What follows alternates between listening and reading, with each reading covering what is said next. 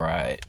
Quick video. This is a video that's on the topic of Gen Z stare, and I'm going to go over two primary reasons for that particular phenomenon in our society. So the number one reason, there's more causes than these, but I'm just going to go over these two main ones. Number one, being too much time on electronic devices that are not two-way. So, for example, being raised by electronic devices causes a person to inflow entertainment and sort of consume as sort of a habit, where in older, I'm Gen X, whereas, in Gen X, where we did have electronic devices, but like a lot of the video games and stuff like that are two-way communication, so they're interactive, so they're less hypnotic to that effect, or in that way. Another thing about boomers is you'll see they are mostly semi-hypnotic because they're raised watching television.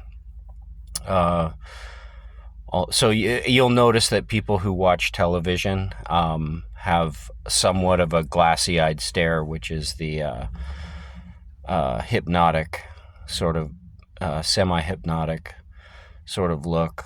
So a person who's semi-hypnotic is not perceiving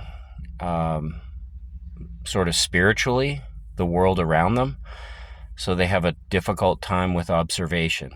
So when we're used to watching electronic devices, the information or data or perception is being inflowed in on the individual, where there's very little participation.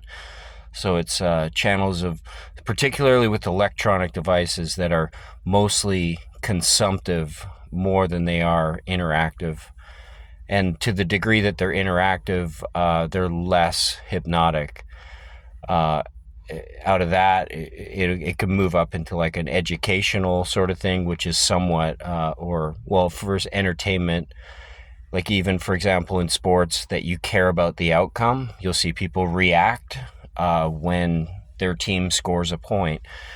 So they're actually in some sort of mutual exchange with the entertainment, and so it's less damaging. But when a person is raised their whole life by an electronic screen, it causes a glassy-eyed stare, which is just a sort of hypnotic state.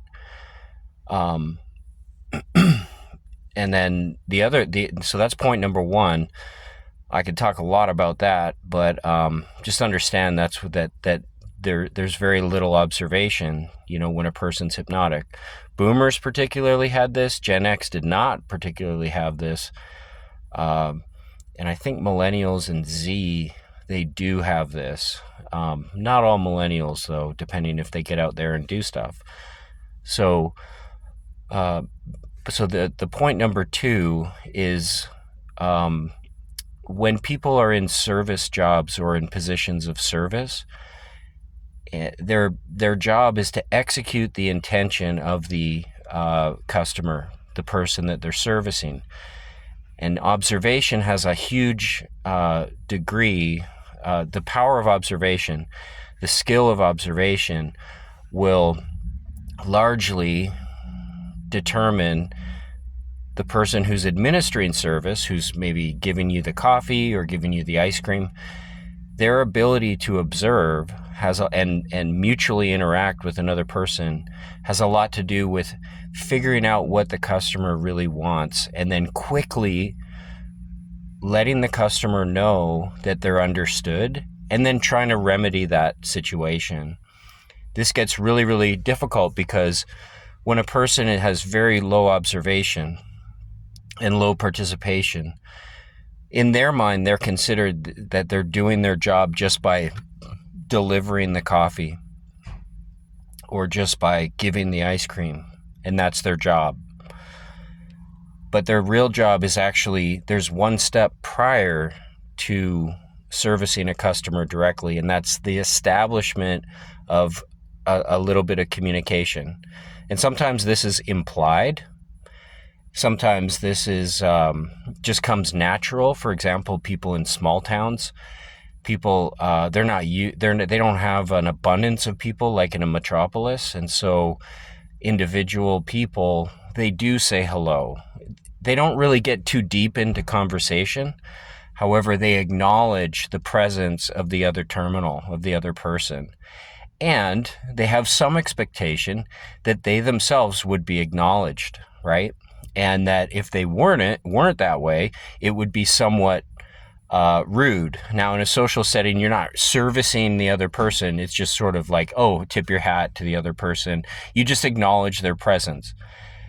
But in your job is really to execute the intention of the customer. So that's just really whatever. Now, some customers are in a big rush, and so you can help get the customer exactly what they want, which is less talk, just an acknowledge, just some kind of like, oh, you're here, I'm ready, what do you want? Oh, you want that, and you want no sugar? Oh, yeah, no worries, cool. And some people are more lonely, and so you would try to, more engage with them. You could see that it's not so much the coffee they want, it's more that they're scarce on friendship and communication. So the person who goes to a job paid hourly wage, raised on electronic devices, lives in some kind of like a busier city where people seem like NPCs to them. But here's the truth. If people seem like NPC to you, you actually become NPC to the world.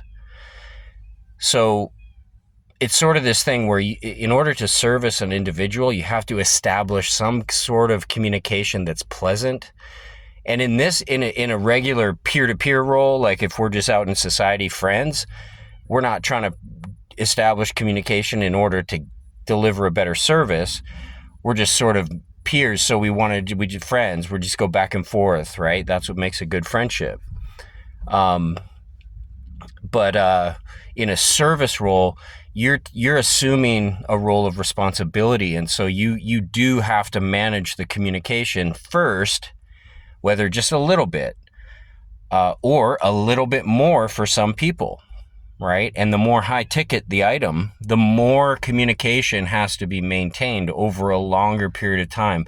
And as the intention of the customer becomes more and more complex. So as you start buying bigger things, you have to have more and more communication skill to sort of field the objections or just observe the customer to see, oh, wow, something's wrong. They don't like that. There's not enough. What is it? Is it not enough sugar? Is it not enough cream? Like, what is it? Right?